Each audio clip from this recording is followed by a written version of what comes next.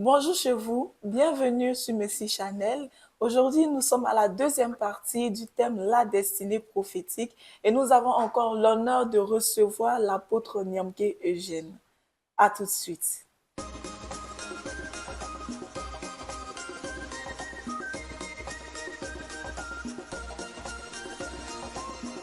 Alors, comme je l'ai signifié, nous sommes à la deuxième partie de notre thème La destinée prophétique. Pour ceux qui n'ont pas regardé la première partie, nous vous invitons à aller voir la première partie, pardon, la première partie du thème La destinée prophétique et nous espérons que ça va réellement vous faire du bien. Alors, bonjour pasteur, Bonjour Maggie, bienvenue encore dans les locaux de Messie Chanel. merci. Nous sommes très ravis de vous recevoir encore une fois aujourd'hui. Plaisir est partagé. Alors, nous allons encore parler de la destinée prophétique. Et ma première question, c'est est-ce possible pour un chrétien de ne pas accomplir sa destinée? Oui, en tout cas, c'est une belle question. Est-ce possible pour un chrétien de ne pas accomplir sa destinée? Ok. Avant d'y répondre, j'aimerais quand même revenir rapidement sur ce qu'on a vu la dernière fois. On a parlé de la destinée prophétique comme étant le plan originel de Dieu, hein, l'intention originelle de Dieu. Il y a beaucoup de mots, beaucoup d'expressions qui peuvent exprimer cela. Mais il faut dire qu'avant qu'un homme ne vienne sur la terre, ou qu'une personne ne naisse, Dieu a une intention originelle pour son existence. Donc, j'avais rappelé notamment que la destinée prophétique était donc l'intention de Dieu pour l'existence, pour la venue de cette personne-là sur la terre.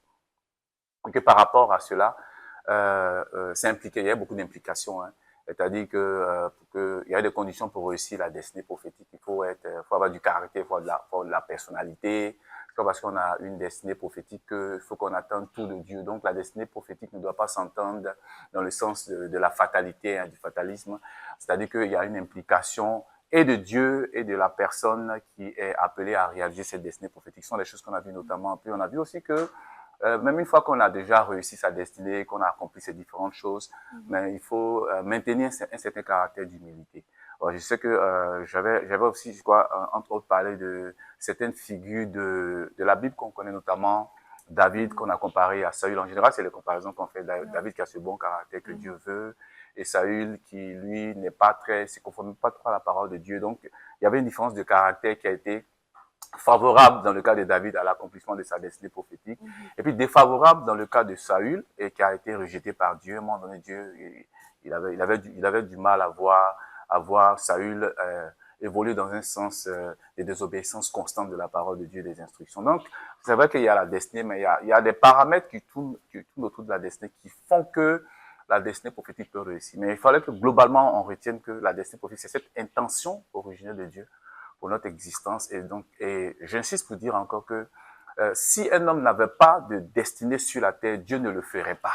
Pourquoi la Bible nous dit dans le livre de Psaume, au Proverbe, que Dieu fait toutes choses pour un but.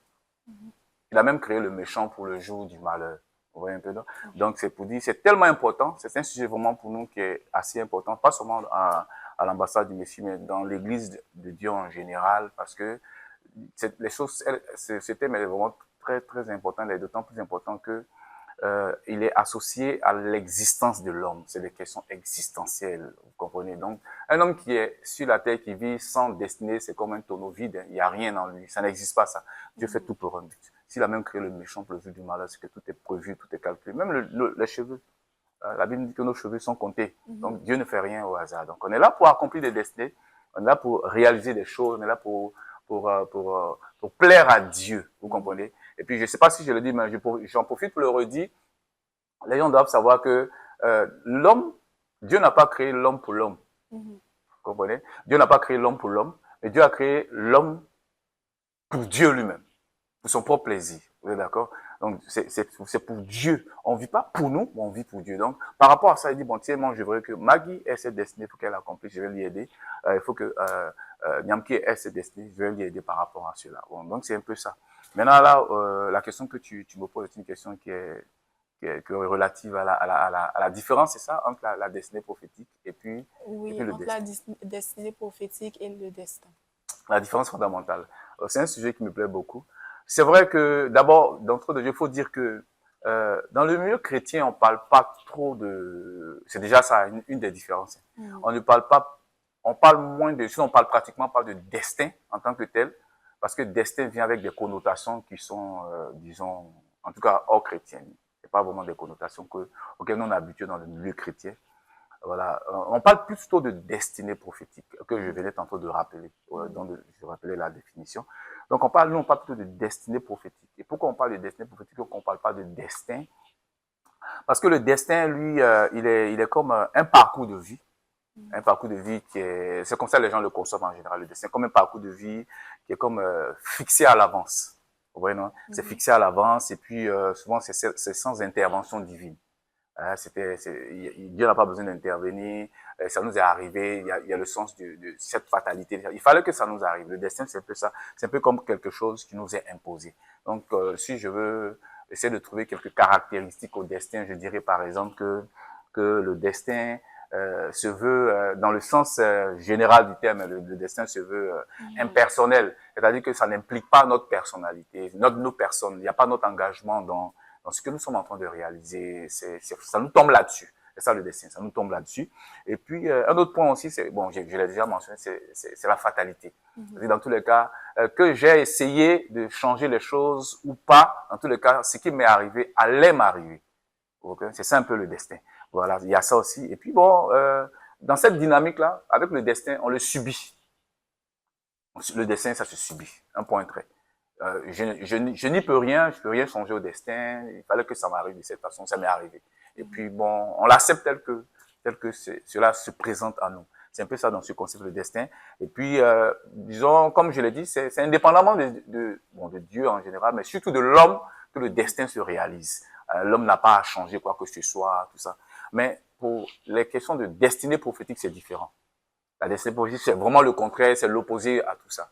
Ouais, non. La destinée prophétique veut que, par exemple, d'abord c'est le plan, hein, je vous ai dit, c'est un plan divin que Dieu il a dessiné pour nous, vous comprenez. Donc, mais plutôt la destinée prophétique, elle n'est pas, c'est pas qu'elle est impersonnelle, mais elle implique la personne même pour laquelle Dieu a dessiné cette destinée prophétique. Elle nous implique. Et puis elle engage une relation. Hein, pour parler toujours des caractéristiques de la destinée prophétique, elle engage une relation entre Dieu et nous. C'est pas comme un programme qui doit s'exécuter. Quoique Dieu a une destinée prophétique pour nous, mais Dieu veut qu'au cours de la réalisation de ta destinée prophétique, il faut qu'il y ait une relation entre vous. Parce qu'il connaît la destinée prophétique, il sait comment elle a commencé, où est-ce que cette destinée doit te conduire. Vous comprenez? Dieu, par exemple, dans sa destinée, dans le programme qu'il a fait pour toi, un programme que je dirais relationnel, il sait, par exemple, il faut que tu naisses, il faut que tu vives, quels sont tes choix, il faut que tu déménages, il faut que tu habites à tel endroit, avec qui il faut que tu te maries, c'est des choses qui ont été... Bon, Dieu a pensé à tout ça. Hein. Il a pensé, il n'a donné la chance à aucune impossibilité ou à aucun hasard de pouvoir se prononcer dans ta destinée prophétique. Ah, c'est Dieu, ça. Il est présent là. Tout est calculé. En fait, ça, c'est Dieu. Vous comprenez? Donc, il a tout prévu. Voilà. Donc il faut attendre ça. Ça implique ta personne. C'est ça, la destinée. Mais l'autre chose aussi, il faut qu'on remarque que la destinée, elle nous est révélée progressivement. Ouais. C'est pas d'un instant que tu recevras. Je me souviens, par exemple, dans la Bible, quand le Seigneur a commencé à marcher avec Abraham, au début, il a appelé Abraham, il a dit, Abraham, regarde, si il est possible pour toi de pouvoir compter le sable de la mer, hein, le sable qui est au bord de la mer, il sera possible pour toi de compter le nombre de tes descendants. Vous comprenez? Mais ouais, il est parti d'abord de la projection hein, d'Abraham, des regards d'Abraham sur le sable de la mer. Le sable de la mer, on sait ce que c'est la poussière, tout et tout. Mais à un moment donné, dans la marche chrétienne, dans la marche d'Abraham avec l'Éternel, Dieu lui a dit, regarde en haut maintenant. Il dit, regarde le ciel, regarde les étoiles, tout et tout. Tu vois? Mais ouais, on est parti du sable, de la poussière, vers les cieux. Ouais, c'est pas la même brillance. La poussière, on connaît sa brillance, c'est un peu comme ce tapis-là, kaki. Mais le ciel, les étoiles, ça brille. Donc déjà, il y a une différence, il y a une évolution. C'est vrai que donc, c'était pour nous dire, par exemple, que hein, l'une des esquisses de cette explication, c'est que c'est vrai que ta destinée, tes descendants vont commencer physiquement, ça les enfants biologiques, mais de ceux-là, je vais tirer ceux qui vont briller comme le soleil, comme les étoiles. Oui, avec le Seigneur, c'est ça. Donc, mais Dieu n'a pas tout de suite révélé à Abraham que ta destinée va commencer à briller, tout et tout. Non, il va parler de quantité, hein, des aspects quantitatifs de sa destinée. Voilà, ils seront nombreux. Au début, il a mis l'accent sur le fait qu'ils seront nombreux. Et puis, en parlant de la poussière, voici le premier aspect. Donc, effectivement, Abraham, il est venu sur la terre. Ses descendants sont là, on les connaît. Hein, c'est les Israéliens. Mais de ces Israéliens-là, qui sont les descendants physiques, là, Jésus est venu.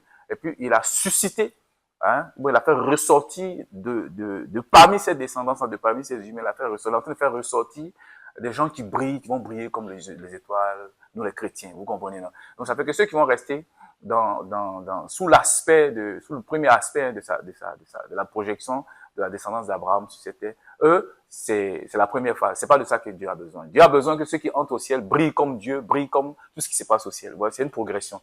Donc, ce sont des choses que Dieu révèle au fur et à mesure. Donc, je dirais que la destinée prophétique, au contraire, elle est vraiment, la révélation est progressive. Vous comprenez? Et c'est pourquoi Dieu fait ça? Parce que Dieu veut entretenir une relation avec nous.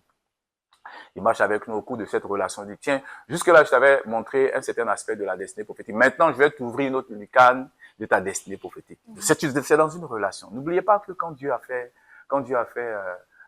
Adam, il a fait dans une intention d'entretenir une relation avec lui. Il a dit que Dieu descendait, venir parler à Adam. Donc, dans l'intention, derrière, dans l'idée du Seigneur, créons l'homme, faisons de l'homme un ami, quelqu'un avec qui on peut marcher. Donc, la destinée prophétique veut aussi faire ressortir cet aspect relationnel avec le Seigneur. Donc, c'est pas des choses qu'on subit. Ça se construit dans une relation, ça se comprend davantage dans une relation. Paul m'a dit quoi? On connaît en partie, on prophétise en partie. Voilà. Aujourd'hui, tu es en train de prophétiser, c'est vrai, sur quelque chose, sur une situation. Mais après, ce sera un autre aspect de la révélation. La destinée prophétique obéit exactement au même principe de révélation progressive. C'est bon? Et puis maintenant, il y a une chose. Tout à l'heure, quand j'étais en train de parler des caractéristiques du destin, j'ai dit qu'on subissait le destin. Le destin, ça se subit, on n'a rien à faire.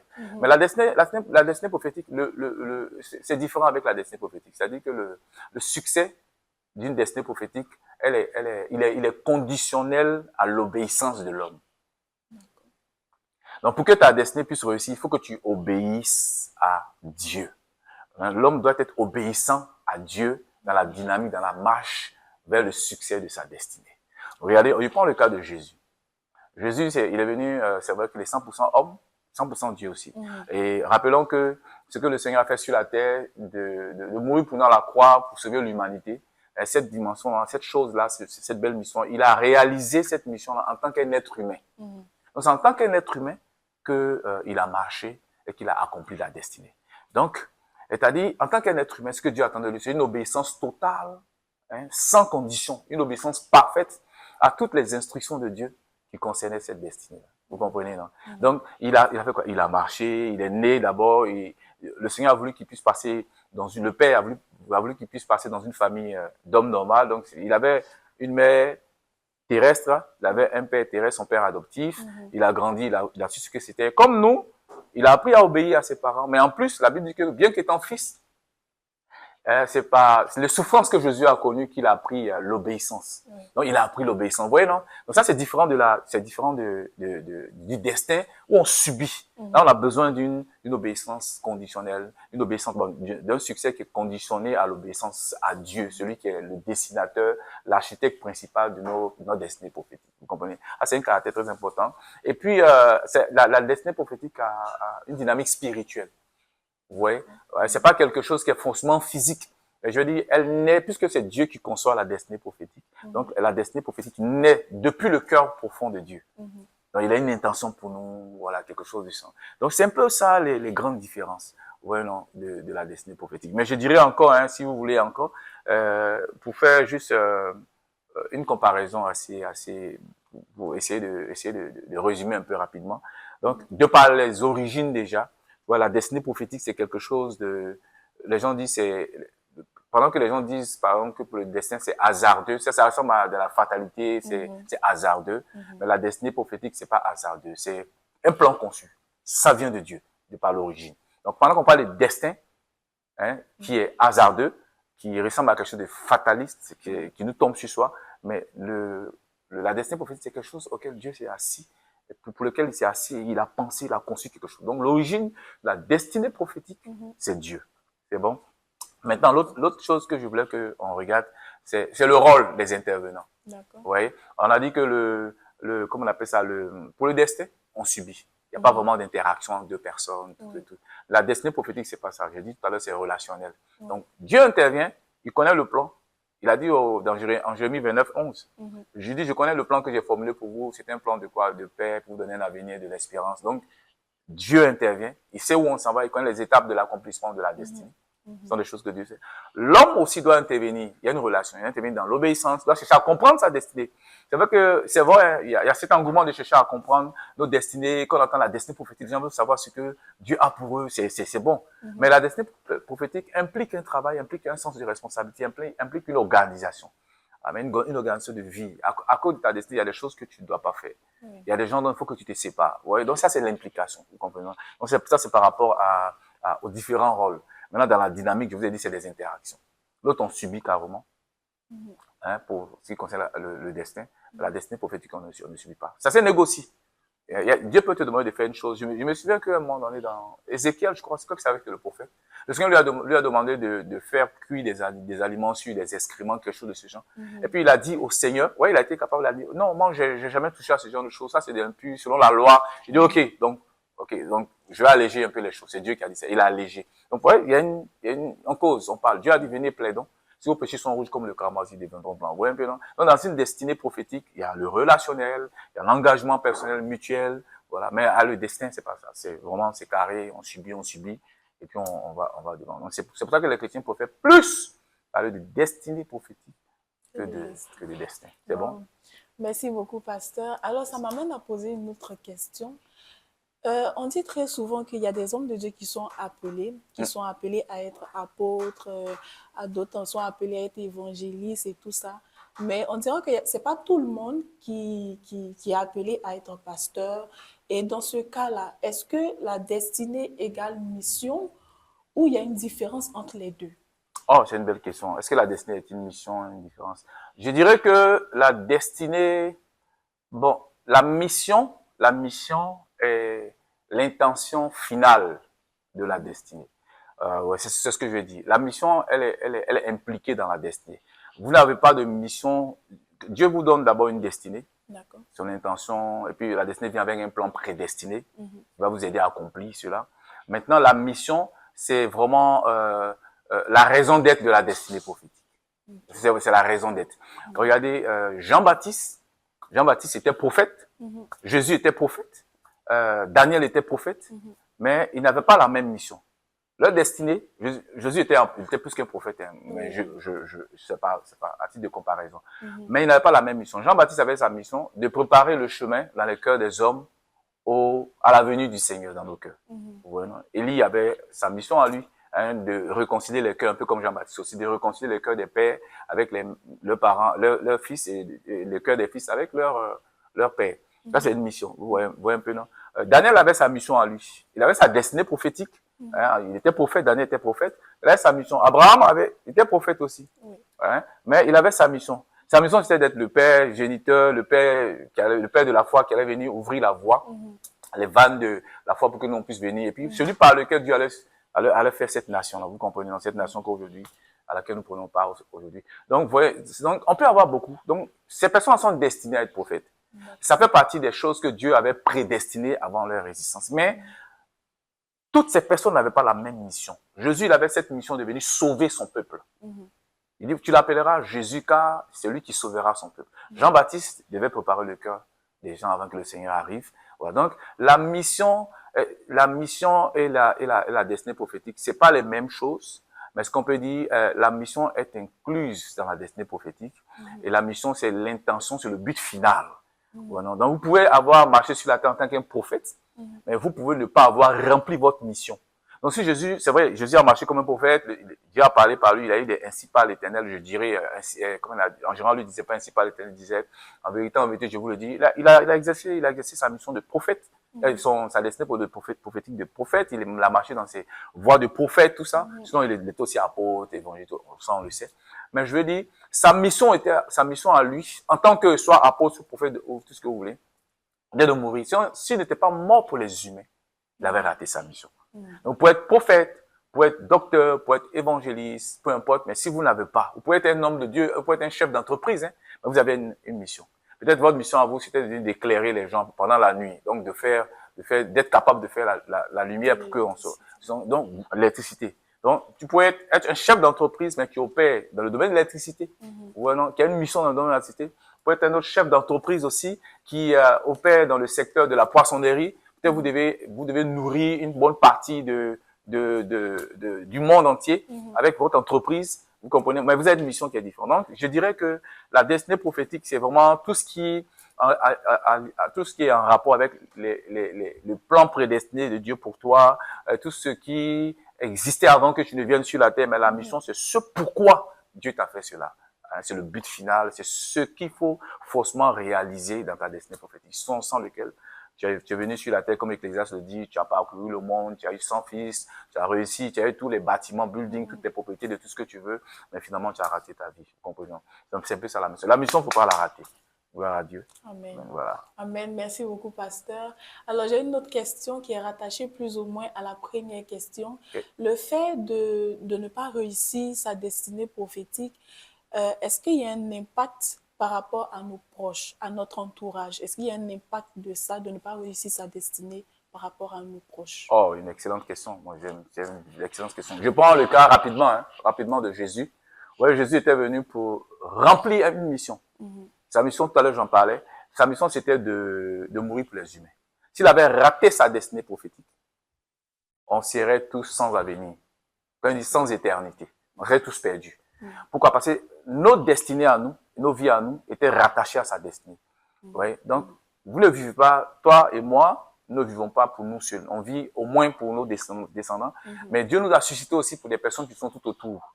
Dieu nous a suscité. Quand Dieu suscite un serviteur de Dieu, c'est pour faire du bien à beaucoup de personnes. Un servant de Dieu, ça fait beaucoup de bien à personne. Samson ne vivait pas que pour lui. Il vivait pour la nation d'Israël. Ouais. Samuel ne vivait pas que pour lui, pour la nation d'Israël. Ouais. Thomas Edison, c'est vrai qu'il a trouvé ce qu'il a trouvé pour nous. Mais tu vois, ça fait du bien à beaucoup de personnes. Donc, quand vous ne réussissez pas votre destinée prophétique, vous faites du mal et à vous et à vos proches, mais à toutes les personnes dont le succès de vie sont liés à l'accomplissement de votre destinée prophétique. Ouais, non? Donc, à nos destinées sont associées plusieurs autres destinées. Donc, si vous ne réussissez pas, c'est sûr qu'il y a beaucoup de personnes qui ne vont pas réussir. C'est pour ça qu'il faut se battre entre nous. C'est pour ça qu'il faut qu'on s'entraide, il faut qu'on s'aime entre nous, selon ce que la Bible nous dit, pour que quand on voit un frère ou une sœur qui n'est pas en train d'accomplir sa destinée prophétique, il faut qu'on l'aide à accomplir sa destinée. Parce que si lui réussit, c'est sûr qu'il y a beaucoup de personnes qui vont réussir. Si lui réussit, si elle a réussi, c'est sûr qu'il y a un certain nombre de personnes qui vont pouvoir arriver à un certain niveau de la vie. Prenons le cas d'un père et de ses enfants, par exemple. Voilà. Les enfants ont leur destinée qui est rattachée à la destinée du père. S'ils réussissent, c'est sûr que les enfants ils auront un bon démarrage de vie. Il y a des choses qui vont démarrer, ils auront des conditions déjà qui sont destinées pour les aider à pouvoir réaliser beaucoup de choses, pas mal de choses. Mais s'il faut que les enfants viennent combattre les mêmes combats que les pères ou les filles viennent combattre les mêmes combats que les filles, leur mère, ce sera vraiment assez difficile. Donc, c'est impératif que nous puissions réussir nos destinées, parce qu'à nos destinées sont associées plusieurs autres destinées. Si nous ne réussissons pas, nous faisons du mal à beaucoup d'autres personnes qui doivent venir après nous, des gens pour lesquels Dieu nous a suscités. Jean-Baptiste devait réussir parce que le succès de son ministère allait ouvrir aussi, allait faciliter l'action de la destinée prophétique de Jésus de Nazareth. Vous voyez un peu, non? Donc, c'est impératif. Il faut que ceux qui viennent travaillent à remplir leur destinée, pour que ceux qui viennent après eux puissent avoir des possibilités de pouvoir aussi glorifier le nom du Seigneur dans l'accomplissement de leur destinée. C'est vraiment impératif. C'est une question qui est importante. C'est pour ça que quand vous voyez quelqu'un en train de travailler à réussir dans sa destinée, il faut qu'on puisse l'aider. S'il est bien, nous sommes tous bien. Il n'est pas bien, c'est sûr qu'il y a des gens qui vont souffrir. C'est bon, j'espère que ça répond à vos questions. Oui, ça répond très bien à ma question. Merci beaucoup, pasteur. Alors, comme vous l'avez compris, il est impératif que nous travaillions très fort et durement pour pouvoir accomplir notre destinée, car à notre destinée est rattachée d'autres vies. Alors, pasteur, est-ce possible que vous puissiez faire une prière pour ces personnes qui cherchent à connaître leur destinée, qui cherchent à entrer dans leur destinée prophétique? D'accord, je vais prier tout à l'heure, mais ce que je veux dire, je veux que les gens ils croient que quand on parle de destinée prophétique, c'est pas que pour les autres, c'est pour tout le monde. Dieu a fait tout homme. Dès que vous voyez un être humain, il a un but, il est associé. Donc, il faut que chacune, tous les spectateurs, les téléspectateurs qui nous observent, qui nous observent et qui nous encouragent, croient qu'il y a un plan de Dieu pour eux. Il faut qu'ils croient vraiment dans le fond de leur cœur. On peut prier pour eux, mais s'ils n'y croient pas, ça va pas produire des effets. Donc, je vais prier tout à l'heure, mais je veux que chacun croit maintenant. Qui a la destinée? On l'a vu tout à l'heure dans l'origine de la destinée, c'est différent du destin. La destinée, Dieu est l'origine. Il est l'origine par excellence de nos destinées. Et puis, il est le dessinateur de notre destinée. C'est lui qui est le concepteur de notre destinée. Donc, il faut aller à Dieu qui est la source dont c'est la cause dont tout est fait. On vient de Dieu, que les gens ne le veuillent pas, je le dis toujours, ça ne diminue pas sa divinité, ça ne diminue pas son existence. Il est là. C'est d'aller lui poser des questions, il est relationnel. Seigneur, est-ce que j'aurais appris que tu as une raison pour laquelle tu m'as créé? Est-ce que tu peux m'en parler? Donc, je voudrais que chacun, avant que je prie pour tout le monde, que chacun croit dans le fond, du plus profond de son être humain, que il y a une destinée pour lui, il y a quelque chose pour lui. S'il existe, c'est parce que il est appelé à accomplir cette destinée-là. Ou bien, si elle existe, c'est parce qu'elle a appelé à accomplir cette destinée. Ok, donc par rapport à ça, je vais prier. Prions ensemble. Père, je veux te rendre gloire et grâce. Merci pour l'opportunité que tu nous as donné de pouvoir parler de toi, de parler de, Seigneur Dieu, ta sagesse qui a dessiné, qui a conçu des plans prédestinés, qui a conçu des destinées prophétiques, Seigneur, pour tes enfants. Je voudrais prier pour que, Père, celui ou celle qui m'entend, Seigneur, reçoive une révélation de ta part, pour savoir, Seigneur Dieu, que Dieu a quelque chose pour lui, a quelque chose pour elle. Seigneur, je prie que ce soit même quand les gens, quelqu'un qui sera en train de dormir, qu'il fasse, Seigneur Dieu, un lien entre tous les songes, toutes les révélations, toutes les paroles qui lui ont été dites, Seigneur Dieu, et essaie d'y voir, Seigneur Dieu, un dénominateur commun, Seigneur, qui réapparaît à chaque songe, à chaque révélation et qui lui dit que Dieu a quelque chose pour toi. Je prie d'ouvrir l'entendement de quelqu'un, d'ouvrir les yeux de quelqu'un. Je prie d'ouvrir, éternel mon Dieu, mon roi, l'intelligence de quelqu'un pour comprendre, Seigneur Dieu, jusqu'à quel degré tu es attaché à ce que, Père très saint, quelqu'un vive sur la terre pour marquer sa destinée et que toute la gloire te revienne. Merci parce que tu l'as fait. Merci parce que je sais que quelqu'un reviendra avec des témoignages. À toi la gloire, le règne et l'autorité au nom de Jésus. Amen. Amen. Merci beaucoup, pasteur. Ça a été un honneur de vous recevoir ici.